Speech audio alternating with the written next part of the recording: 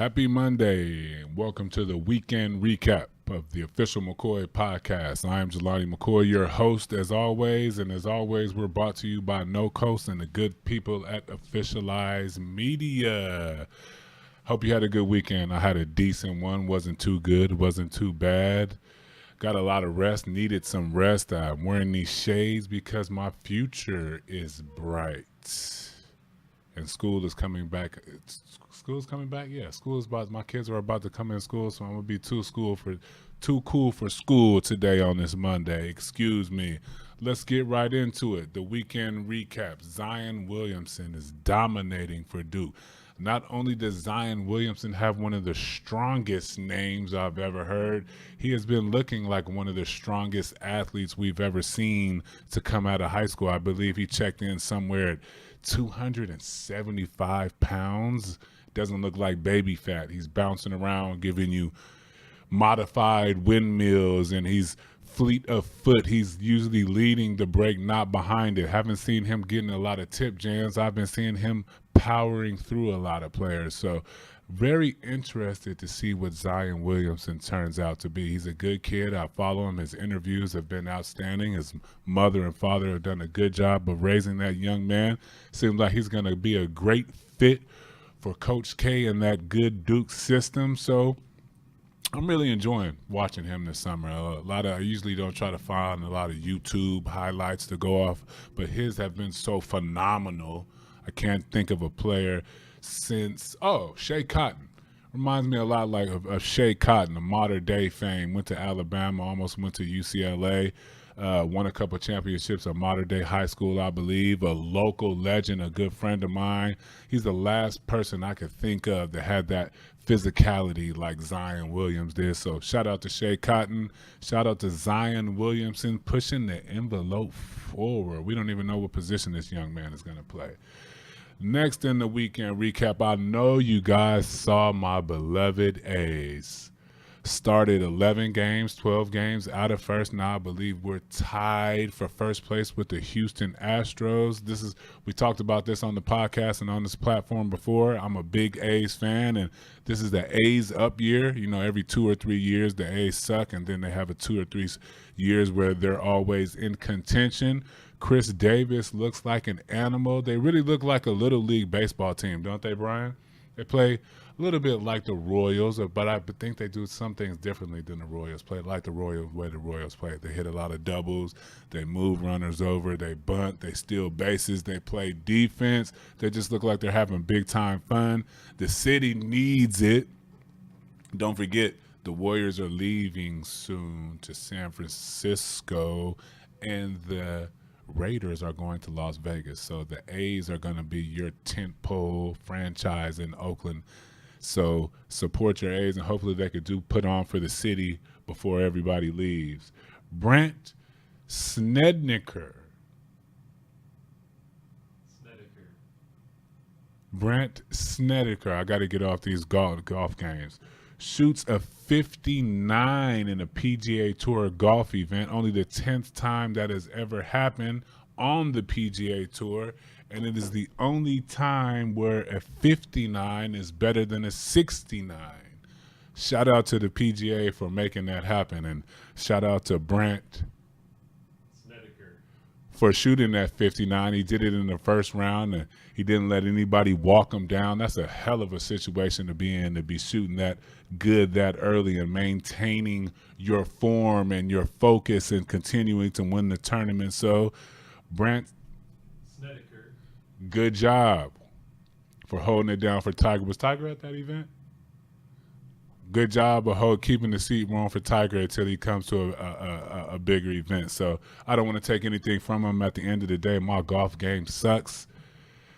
And the biggest positive that we could take from this was the fact that we alluded to, like, shout out to golf for making the 59 better than the 69. Klay Thompson's dad says Klay will re-sign and retire as a Warrior. Is that a big surprise? I don't think so.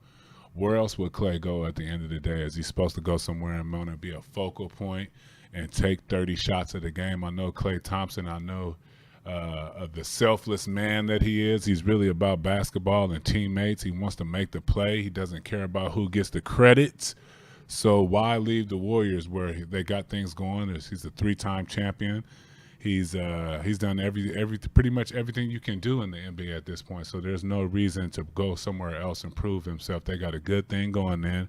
Shout out to Pops for putting that information out there and not it being released through some other media publication. You got it straight from the horse's mouth or the horse's dad's mouth. In this case, it is Michael Thompson, LA Laker. Can we consider Michael Thompson a Laker legend? Used to lead the league in field goal percentage, won a couple of championships. I would consider Michael Thompson a local legend, one of the first Bohemian players that we had in the NBA.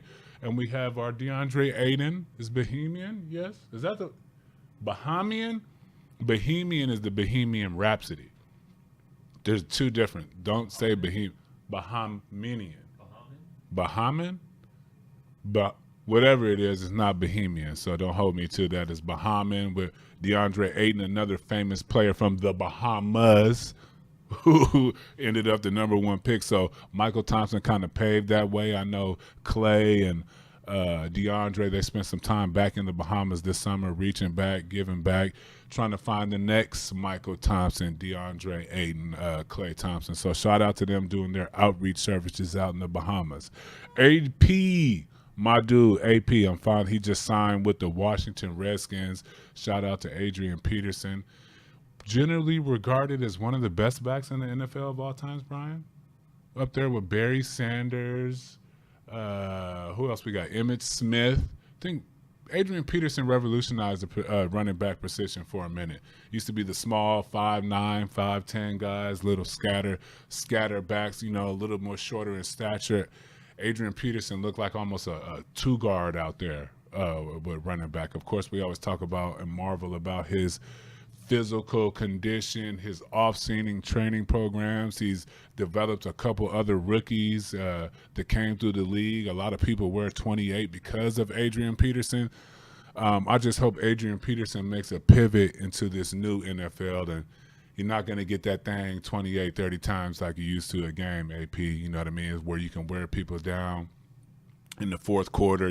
That's where the fourth quarter is generally where AP does his damage if he's not already doing it when he in his first couple carries. So I think that running back, that NFL running back motto is old. Now it's a running back by committee. You got a scat back, you got a power guy, and you got a guy who can catch it. And hopefully you got two guys who can do two of them. So it's a good thing to see Adrian Peterson back on the NFL field because he deserves it, and he deserves to go out the way he wants to.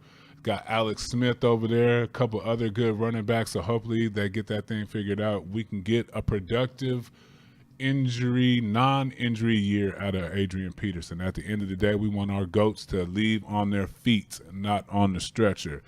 Final topic for the weekend recap. Dez Bryant visits the Browns, but he didn't sign.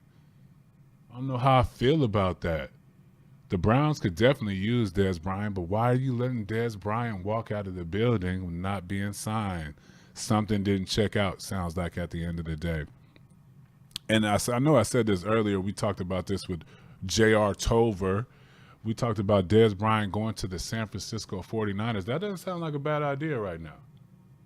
Not right now. 49ers got a lot of speed, a lot of youth at the receiver spot. Good tight end. They need Dez Bryant can bring that old T.O. element, that old John Taylor element, that first down, those sure hands at the first down marker to extend the drive. He clearly running out of a couple options here, Dez. I don't know what's going on with your camp. I don't know why everybody's hating on Dez Bryant. All of a sudden, is it the Jerry Jones rollover? We don't know. But we like to see Dez Bryant on the field at the end of the day. There's not too many good receivers. So fall off from the top 10 receivers. It's like the top 10, and then you pick. You know what I mean? Depending on what kind of receiver you like. So we need Dez in the NFL. He complements the other receivers that's going on. We don't know what OBJ is going to look like this year coming off of an injury. So Dez Bryant, he's a I love his personality. I love his passion that he brings to the game. I just hope he gets to extend his career and bring that passion to another team and bring some of his mentoring to some of the other receivers who may come out flamboyant and boisterous as Dez did. But we know in professional sports, if you're going to be that personality, your production has to match the personality. And if your production doesn't match the personality, you end up in these Dez Bryant. I was even in a Dez Bryant situation at the end of the day. Well, that's been the weekend recap. Not a lot going out in sports right now. The great thing about what's going on in sports is we're not losing a lot of NFL stars to injury in the preseason, which I feel like that was a epidemic the past 2 seasons, right? We lost a lot of people to injuries, a lot of starters. Well, at the same time, this is only when injuries occur. That's another time for another player to step up. Next man up. That's what professional sports is at the end of the day. At the end of the day, that's what we're here to do at the weekend recap. Bring to you the different things that's going on in sports that I saw. Sometimes I don't see everything. Sometimes I don't care. As you're allowed to, you can't focus on everything in sports. In today's world, you're allowed to curate what you like at all times. That's been the weekend recap. I'm Jelani McCoy. Shout out to Officialize and No Coast for the platform and the opportunity and the digs to do such. Happy Monday. Check in with yourself this week. Make sure you have a productive week. I'm Jelani McCoy. We'll see you next time.